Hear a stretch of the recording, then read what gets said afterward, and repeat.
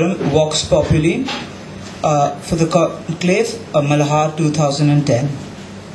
We have in our midst an extraordinary panel comprising of people who are among the most distinguished people in their fields.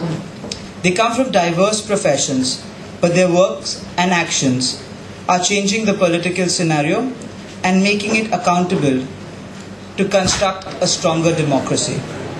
Why are our politics the way they are, and what should we do about them?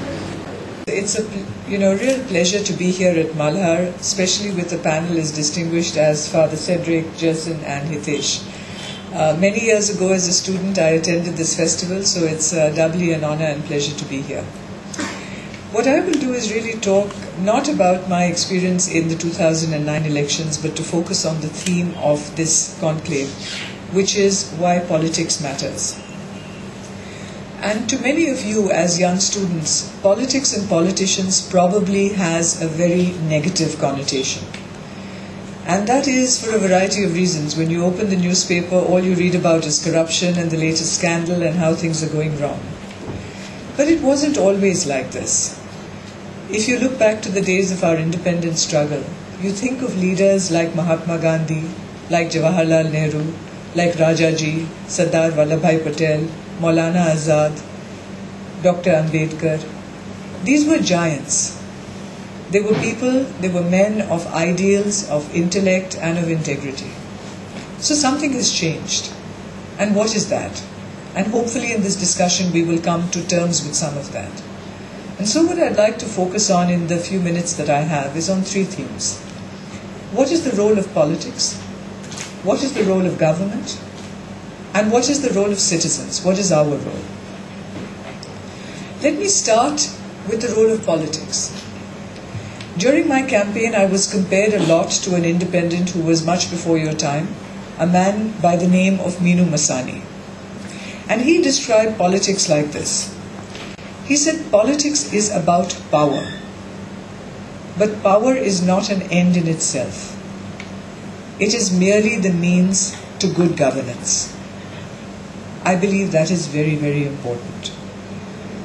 Unfortunately, what we have today is a situation where people enter politics to gain power, to obtain office, and to do things with office that perhaps leads to the problems, the corruption that gives politics such a negative connotation. And yet at the same time we see several strange things happening. We see people who have office, but they don't seem to have power. You see people who have power, but they seem to have no purpose. And then you see this tremendous divide between the liberal view of thought, the non-denominational, the tolerant India that we talk about, and on the other side the politics of totalitarianism, the politics of fundamentalism that people like Father Cedric are fighting so hard against. And last but not least, you see politics everywhere. In education, in sports, in literature, everywhere. But you seem to see governance nowhere. And that is really a problem. That brings me to the role of government. What is the role of government? I'm sure there are students here who are students of political science. And you must have read the American Declaration of Independence. What does it talk about? It talks about securing for citizens their inalienable rights to life, to liberty, and to the pursuit of happiness. And really that's all that the role of government is. And so how does it translate into what the government does? What should a government do? We need government. We need good governance. We need strong governance. But we don't need governments doing everything. So what should a government do? They should defend the country. For without a defense of the country, you can have no liberty. So that is important. It must maintain law and order. So that secures to the ordinary citizen the ability to life and to property. You must maintain justice, because without justice, none of this is possible. And that's why it's good to have Hitesh here. I'm sure he'll tell you about his latest case, which we were discussing, where he is fighting actually on behalf of the government on the Commonwealth Games. Now, you can imagine that would be a difficult fight, so I'm sure you will ask him some questions. But that is also part of our justice system. Everyone has a right to a defense. And also, the role of the government is important in infrastructure. Why is that so? Because infrastructure provides the foundation for people like you and me to go out and pursue happiness. We need schools, we need colleges, we need hospitals, we need irrigation, we need roads, we need power. If we then say that there is a role for politics and there is a role for government, that brings us to what is our role? What is the role of the citizen? We have a lot of we and they. But if you look back to our own constitution, our preamble to our constitution starts with the words, we the people. This is our government. We can do something about it. And by the way, I think we must. Very recently in Parliament they have passed the Whistleblowing Act. Why has that been done? Because citizen activists across the country are now being targeted by political groups. Many of them have been killed, many of them fear for their life. Here in Mumbai, we had a lady called Naina Katpalia, who's doing a wonderful job in open spaces in our city, has preserved the Oval Maidan, the Cross Maidan, and she was attacked by people, builders' lobbies, politicians who didn't like what she was doing. So the Whistleblowing Act will protect citizen activists. But not all of us can be citizen activists. That's not possible.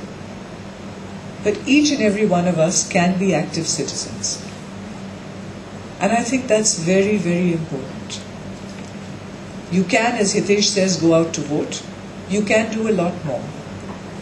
Just before this conversation, we were talking of something, and Jerson, Father Cedric, Hitesh and I were saying, all right, the Lok Sabha elections are now behind us. But lying in front of us are the Bombay Municipal Corporation elections of 2012, which will happen in the year 2012, January or February. I don't know if you are aware that the budget of the BMC is 20,000 crores. See, you look surprised. It is a surprising number. That is a very big amount. That's the annual budget of the BMC. And that actually is much bigger than states like Kerala. So it's a huge amount of money. How is that money being spent? As Hitesh mentioned, if you look at the BMC, many of the corporators have won with margins. In fact, practically all of them have won with margins of as small as 1,000 votes. And many of them with margins as small as 200 votes. Many people have asked me whether I'm going to stand for the BMC elections. And the answer is no. But what I am going to do is to support people who will stand. And we have a year and a half to plan for that. And I'm now asking each of you, is this something that you want to participate in? Because what we are looking for is one volunteer in every cooperative society in Mumbai, so that you can make a difference.